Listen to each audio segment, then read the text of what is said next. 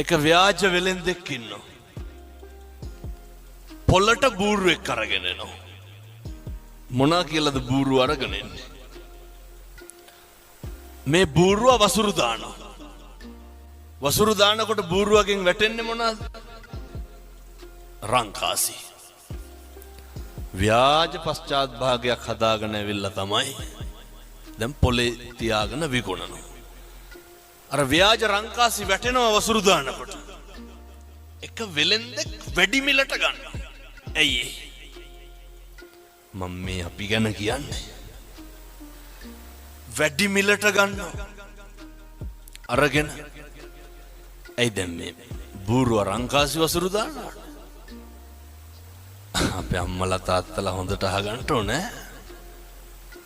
අපි බූරුව නම් ගන්නෙ නෑ. ගෙදර අරගෙන ගිහිල්ලා දැන් බලාගෙන ඉන්නවා බූරුව වසුරු දානකම්. වසුරු දානවා රංකාසි නෑ. අය බූරුව රංකාසි වසුරු දාන්නේ. ගියා පහුවදාම විකුණපු වෙලෙන්දයි ගෙදරට. යනකොට ගෙදර හිටියේ නෑ. බිරිඳ කියනවා මුදලාලි ගෙදර නෑ. පණිවිඩේ යවන්නම් ටිකක් ඉන්න. එහෙම කියලා ගෙදර හිටපු බල්ලට ගැහුවා. ගහලා කිව්වා මහත්තයා එක් කරගෙන වරෙන් කියලා. බල්ලා ගහනකොට දුවනවනේ බල්ලෝ. ඉතින් හොරතල් වෙන්නේ නෑ. ඒ විදිහෙම බල්ලෙක් එක්ක අර ව්‍යාජ වෙලෙන්ද ආවා. ඇවිල්ලා දැන් අර බූරුව සල්ලි වල ගත්ත මනුස්සයට පුදුමේ මොකක්ද? මේ පණිවිඩ කියන බල්ලෝ ඉන්නවා. දැන් අර යකාට බූරුව අමතක වුණා. දැන් මොකේටද පොර කන්නේ? අපිමයි. දැන් පොර කනවා බල්ලා ගන්න. හැරිලා බැලුවොත් නරකද අතීතේ. එකපාරක් මදිද රැවටුණා. මේ හිත කියන වංචාකාරයා. බල්ලා සල්ලි වලට අරගෙන යනවා ගෙදර. ගිහින් දීලා බිරිඳට කියනවා මං ඒ කියන විදිහටම කියන්නද? තමුසෙයා එන්න ඕනේ නැහැ මං හොයන්න. බල්ලට ගහලා පණිවිඩේ කියනවා. බිරිඳ පහුවදා මොකද කරේ? ඌමනාවකට බල්ලට ගහලා පණිවිඩ. බල්ලෝ පණිවිඩ කියන බල්ලා දිව්ව යන්න. දැන් පහදන්නට බෑ. පහුවදා 25ක් 30ක් විතර ආවා. ගෙදර ගියා මුදලාලිගේ.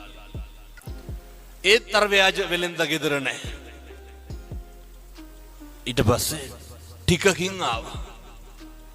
ආපු ගමන් ව්‍යාජ වෙලෙන්ද බිරිඳගෙන් අහනවා ඇයි මේ මිනිස්සුන්ට සංග්‍රහ කරේ නැත්තේ? අර මිනිස්සු ආවේ දැන් වෙලෙන්ද උස්සගෙන යන්න මරන්න.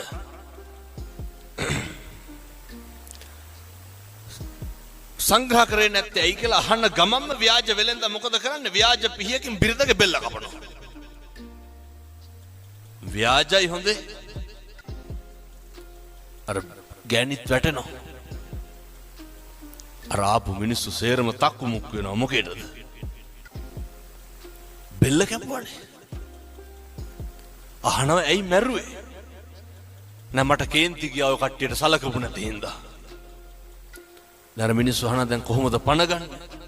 ඒකට බය වෙන්න එපා. මං ගාව නලාවක් තියෙනවා. නලාව ගහපු ගමන් එනවා පණ එනවා.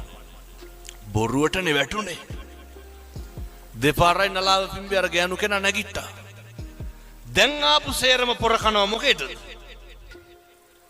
නලාව සල්ලි වලට ගන්න. පොර කාලා අරගෙන ගියා. ඔය අපේ තාත්තලාටත් හිතිලා නැද්ද එහෙම? කොච්චර කියලාද මේ අම්මලාට තෝ මරනවා කියලා. මේ පැතිවල එහෙම කියන්නේ නැතුව ඇති. මං කියන අනිත් පැතිවල ටිකක් තඩි ඔට්ටු තට්ටු වෙනවා වැඩි ගෙවල් වල. තාත්තලා කොච්චර කුණු හරපෙන් බැලලා ඇද්දනේ. මං කියන්නේ එහෙමයි බොහෝ පිරිස්. මෙහෙම කියනකොට තාත්තලා හිතන නැති. ඕකේ අනිත් පැත්ත. කෙසේ හෝ වේවා නලාව අරගෙන ගෙදර ගියා. පැත්තකින් තියලා දැන් හැන්දෑවේ ගෙදර ඉන්නකොට ගෙදර දබර දෙන්නගේ. නලාවක් තියෙන එකේ බය වෙන්න දෙයක් නැහැනේ ගහලා මැරුවා. ටිකක් ඉඳලම පිඹින්නම් කියලා හිතලා අරගෙන පිඹිනවා. පිඹට මල කඳන් වලට පණ එන්නේ. බූරුවට රැවටුණා, බල්ලට රැවටුණා, නලාවට රැවටුණා. මුළු ගමම ගියා ව්‍යාජ වෙලෙන්ද හොයාගෙන. අරගෙන ගිහිල්ලා ගෝණියකට දාලා කට බැන්දා. ගමම යනවා දැන් ගම් මුහුදට විසික්කන්ට. යනකොට මහන්සියටත් එක්ක මග තියලා පොඩ්ඩක් බුදිය ගත්තා. ගෝණිය හේතු කරලා හරක් 300ක් දක්කගෙන වෙලෙන්දෙක් යනවා. එඬේරෙක් යනවා. මේ ගෝපල්ලා බලනවා දැන් අර මිනිස්සු බුදු ගෝණියක් තියෙනවා. කටල හෙලා බැලුවා. ඇතුලේ කවුද හිටියේ? අර ව්‍යාජ වෙලෙන්ද. ගෝණිය ලැහෙනකොටම වෙලෙන්ද කියනවා ගෝපල්ලට කෑ ගහන්න එපා. මේ මිනිස්සු එක්කහුව වෙලා මම මේ හොඳ තැනකට කසාද බන්දන්න අරගෙන යන්නේ මං කැමති නැහැ. ගෝපල්ලා කල්පනා කරුවා මොකක්ද? හොඳ තැනකින් බැඳ ගන්න පුළුවන්. ඉවරයක් තියනවද මේ රැවටෙන එකේ? වහිනා වෙලා ඇහුවා වගේ නෙමෙයි හොඳේ හැදෙන්නත් ඕනේ. අපි හැදෙන්නේ නැහැ. අය මේ ජීවිතය යන පළවෙනි බණයි. කොච්චරවත් අහලා ඇති ඔයිට කලින්. ගෝපල්ලට කියනවා තමුසේ කැමති නම් හොඳ තැනකින් බැඳ ගන්න පුළුවන් ගෝණියට බහැපන්. ගෝපල්ලත් ඒකමයි කාර්යය කියලා ගෝණියට බහිනවා. ව්‍යාජ වෙලෙන්ද කට බැඳලා හරක් ටිකක් තරම් ගෙදර යනවා. ගමේ මිනිස්සු මොකද කරන්නේ? ගෝණිය පිටින් අරගෙන ගිහිල්ලා මුහුදට විසික්කනවා.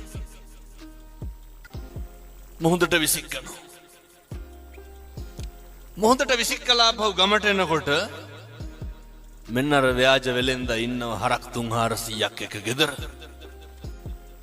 ගමේ මිනිස්සුන්ට පුදුමේ. ගමේ මිනිස්සු අහනවා දැන් මුහුදට දාලා අපි කොහොමද දැන් මේ ගෙදර ඉන්නේ? ව්‍යාජ වෙලෙන්ද කට උල් කරලා කියනවා ඔයාලා මාව මුහුදට විසික්කා. මේ ශ්‍රියාකාන්තාව වැඩියා. මං වඩා ගත්තා. හරක් 300ක් එක ගොඩින් තිබ්බා. දැන් ගමේ උන් පොර කනවා මොකේද? ශ්‍රියාකාන්තාවගෙන් හරක් ගන්න. අහනවා ව්‍යාජ වෙලෙන්දගෙන් අපිටත් බැරිද අරන් ගන්න? ලැජ්ජ නැති හැටි. වෙලෙන්ද මොකද කියන්නේ? පුළුවන්. මුළු ගමම බස්සනවා ගෝණි වලට. කට බැඳලා ගිහිල්ලා මුහුදට දානවා. ඉතුරුනේ කවුද? ව්‍යාජ වෙලෙන්ද විතරයි. කවුද මේ ව්‍යාජ වෙලෙන්ද? මේ අපේ විඥානේ. ඒක පවතිනවා දිගටම හොඳේ. මේක හැම තැනටම යනවා. අඩු වැඩි වශයෙන් අපි මොකද කරන්නේ? විනාශ වෙන කම්ම රැවටෙනවා.